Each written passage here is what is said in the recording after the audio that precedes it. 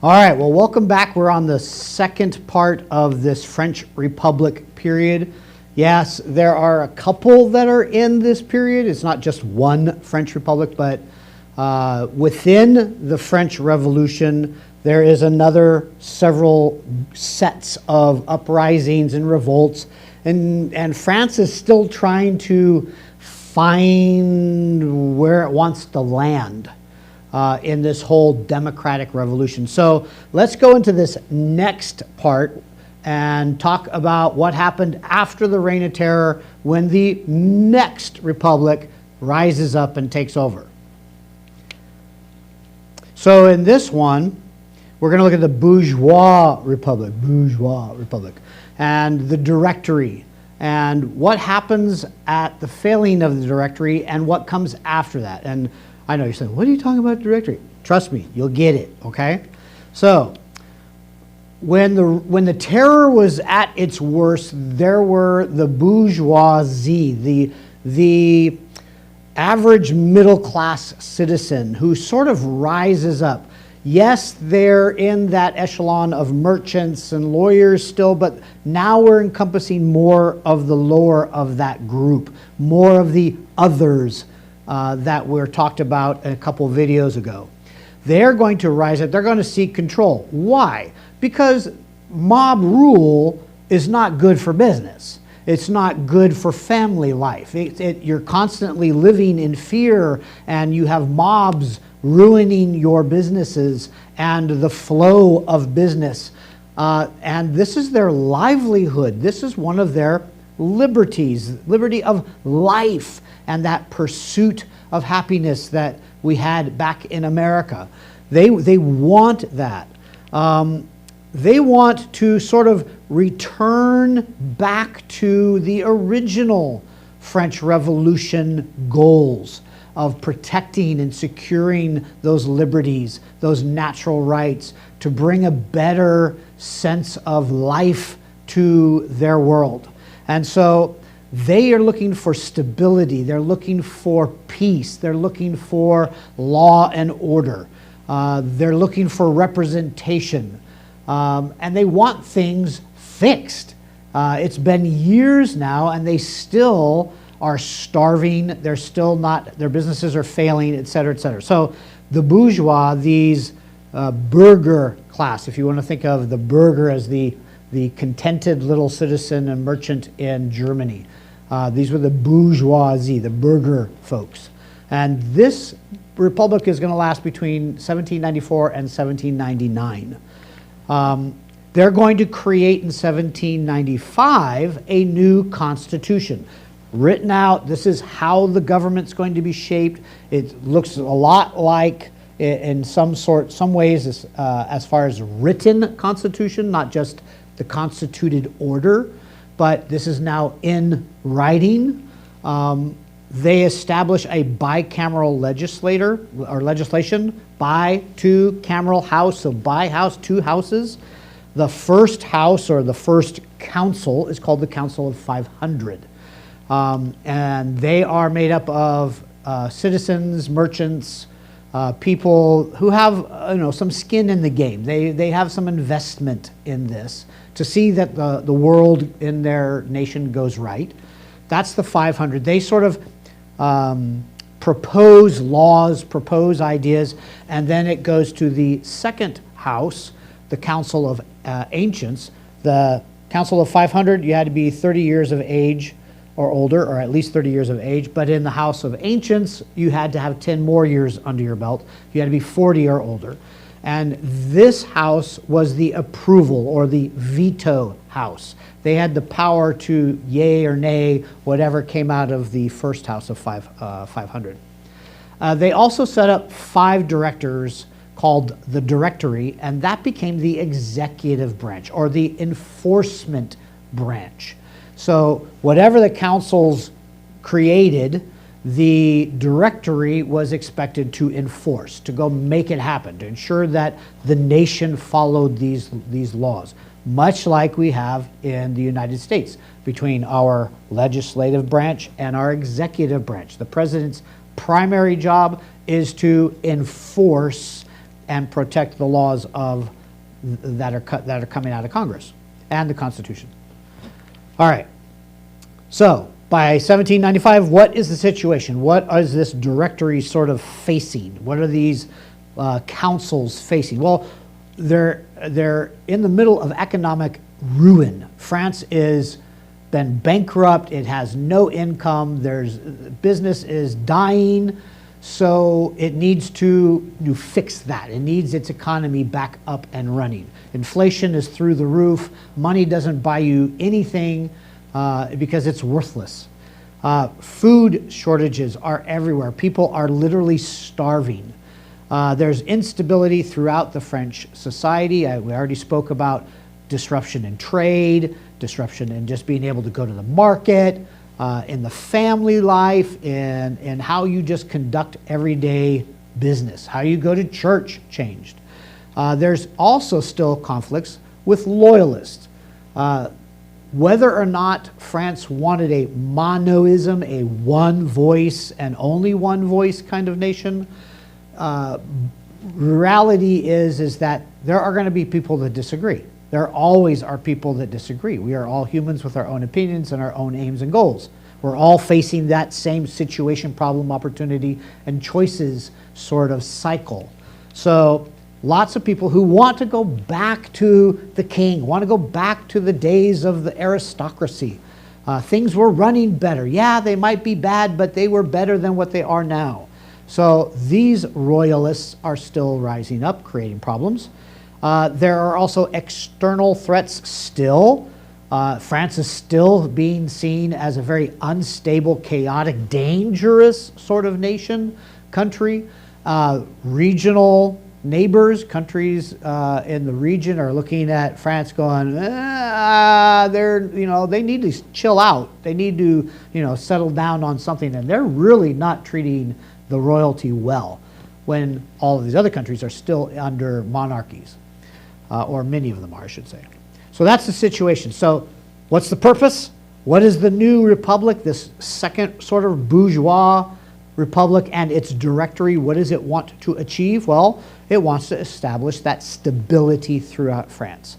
It wants to return to the principles of the original revolution, the ideas of liberty, et cetera, et cetera. The question is how do you get there? So what did they actually achieve? Well, they really did almost nothing. Under the Constitution, this new Constitution, the directory, the executive branch, unlike in America, the executive branch here in France was given almost no power, none. They didn't want to have that monarchy, that group of people that could take all authority. They wanted to leave it with Congress, with the legislative councils. So that had almost nothing to do anything with. It couldn't tax, it couldn't do anything. So what is it left to use? Force of arms. It had armies. It had the militia. It had the people that were in favor of the republic, that were willing to take up arms. One such person was Napoleon Bonaparte. And although his career started off very lowly. He was almost a nobody who did really nothing. His life story and rise to power is miraculous. He knew how to work the system. Let's put it that way. He knew how to network, how to shake hands, kiss babies, and make things happen for himself. And trust me, everything that Bonaparte did was for himself. But he was sort of like recruited and then raised from a very lowly rank up to the level of general and said, go fight our battles, go fix these problems, go deal with our neighbors who are waging war against us in Austria and places like that. And Bonaparte did. He was very ambitious, very, very ambitious. This is a sketch of him in those early years. He's not portrayed initially in paintings as this sort of short, pudgy looking dude who's kind of meek and, hand in here kind of thing. He's seen more as one of fierce authority, fierce determination. He's going to make things happen. He is a real leader. And between being the nobody in the army to being the general, he's going to flip-flop back and forth between political parties and which committees and who all is in charge. And if one new one rises to the occasion and now they're in charge, he all of a sudden finds himself loyal to that group. And then if that flips, he's quick to, oh no, I really wasn't in that group, I really was over in this group. And so he goes back and forth, and as he does this, somehow, nobody calls him on it, but he ends up being the general that takes over the work for the Directory, or one of them. He just knew the right people at the right time and knew how to manipulate it. That was his art form. That was his specialty. So he's commissioned to run various campaigns. He wins a big victory against Austria, winning some territory for Italy back, that northern area, win it back from Austria.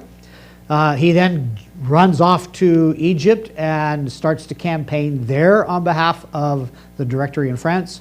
Doesn't do a whole lot there. It's not really huge victories or anything, but he's being known. He's starting to get this popularity sort of persona attached to him. People are talking about him. And he soon wins this sort of fame as being the savior of France, the one who's going to bring about the peace and the leadership, etc., etc. Because, of course, the Directory isn't all those things. They are not empowered really to do it. It's this little guy over on the side who's doing all this.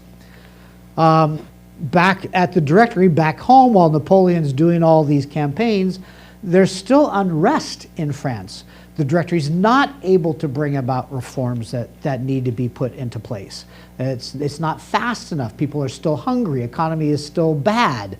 Education is, public education is in ruin. There's also this rise of internal corruption amongst the Directory within, the sort of Benedict Arnold inside the Directory that's trying to make things good for himself and his little clique, so to speak, instead of taking care of what the Directory should be taking care of. It is weak. It is so weak in its executive powers. It really cannot accomplish anything. And the people are growing more and more restless. They want change. They want peace. So you get to 1799, and the people are unhappy. They still don't feel like their voice is being heard because nothing's happening. They cry out, food, food, and there's nothing going on. Liberties and life are still restricted because the Directory has to use a force of arms in order to get anything done.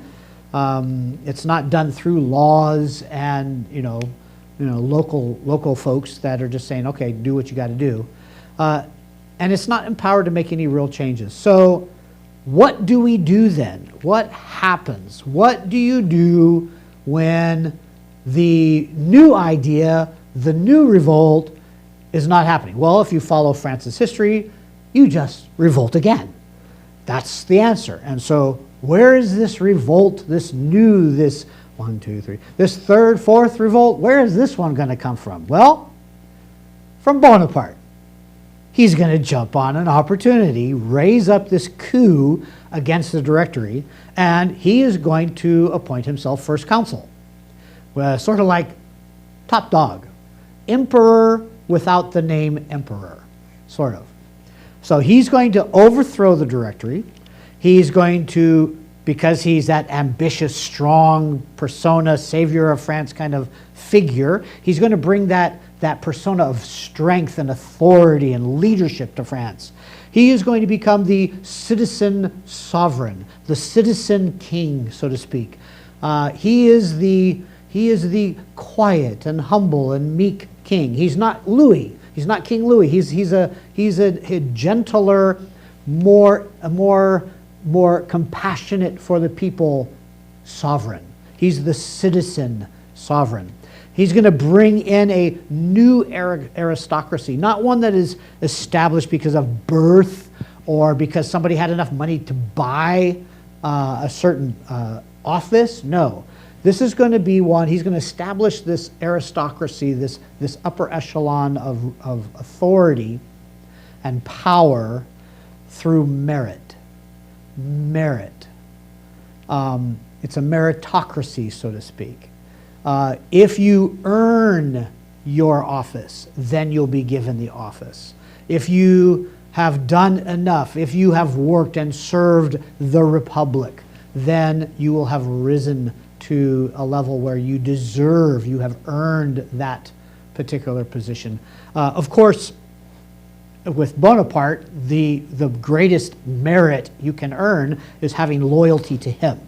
So even though it's sort of opened the doors of opportunity to pretty much everybody, the door still says, you know, bow down to Napoleon.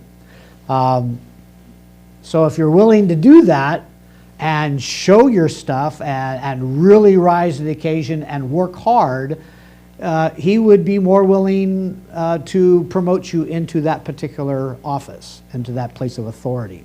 So under his first council, Napoleon establishes a national code of law that helps to bring order to the nation. It's not chaos. It's not mob rule. There's a code of conduct that is expected and can be enforced. There are reforms to the national education system. So education is brought back as a thing of importance. It is a means to grow and expand and learn about your liberties and life and the pursuit of happiness and things of that sort. He brings stability to the national currency. Remember back in the old days, several years before, they went from gold and silver and hard metal money to paper money. And just, you know, we promised that this is worth what the gold was worth kind of thing, and it didn't work. So he brings stability back to that national currency, that confidence in the currency. People find value in the currency again, so inflation is going to start dropping. The dollar.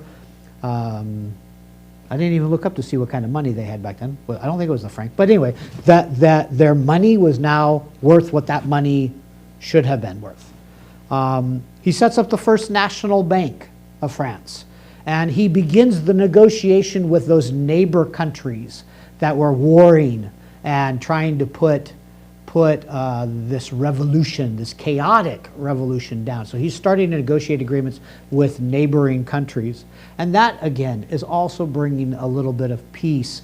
It's restoring some of the trade that's going on. And commerce, that commercial revolution ideas are kind of being allowed back into the lives of the French people. And there is a sense where, because he is so popular, because he's done so much good, because he's bringing positive things back to the people of France, he's being raised up as being the solution. Remember back with the triangle again, the situation, problems, opportunities, solution. The solution that they're coming, the choice that the France is coming to is Napoleon's the answer. Napoleon will fix all of this over here. He'll fix the problems. He'll help us grab hold and take advantage of the opportunities. He'll fix our situation and make it better and give us a new situation that is far happier, more free, more secure, because he's the answer, he's the solution. It's sort of like making him the savior of their world, so to speak. And he accomplishes much in this particular time. So now there's this new social contract. I want to bring back to this idea. We're in the democratic revolution. We're talking about the philosophies and ideas of natural rights and all men being created equal, and that the government has power only because the people have given that liberty, that power and authority to the government, to the authority to do what it's supposed to do. And that the government exists to protect and serve those peoples and their liberties and natural rights. So new social contract. Social contracts now with the First Council. Napoleon at its head. There is a Second Council. There's still other people that are working underneath him, but there's this new order, so to speak, of government. This new government has a contract with the nation, with the people. We're under a new constitution. So how does this contract work? What liberties, and this is an exercise for you who are at home kind of watching this, and we'll probably ask this in class. What liberties did the French people give up now? What authority, what rights, by encouraging Napoleon to rise to this new order of republic, this new order under the First Council, what liberties have they given up? Maybe they haven't yet given them up, but they've opened the door for Napoleon to take certain liberties. What liberties might be given up at this point? Because if you give it up, you got to have the expectation. It's a contract. So Napoleon, we give you these liberties. What are the expectations back? What can we expect back? And are we satisfied with this contract? Does this contract work for us? Do you see any potential problems that might arise with this contract as it exists now, with Napoleon as First Consul, with this new form of government that's there? Is the new Constitution with its bicameral legislation, or is that sufficient? Is it enough? And what about the rest of the world? France at this time, at the end of the 1700s, is pretty much the center of the universe. We today think of America kind of as, if you don't speak English and you don't know anything about America, then you're out of it. You're some third world person somewhere. But everybody in the world has to speak English. It's the universal, most important language in the world. It's sort of the mentality. It's the global language of business. Might be another way of thinking about it. Well, in the 1700s, it wasn't English. It was France. It was French. Everybody who was anybody spoke their native language and French. And the whole world has been watching what's been going on. This is 1789 to 1799. This is over 10 years. As we're moving through this time period, we're moving into the 1800s. What is the world's reaction to this? How is all of this new thinking and revolution, how is it affecting the rest of the world? Or is it at all? When they see the biggest, most influential country in the entire world go up in smokes and revolt and revolt and revolt, and now it's something totally new. How does that affect the rest of the world? And that's where we're going to go in our next video series next week, in the closing of a century of revolutions. See you then.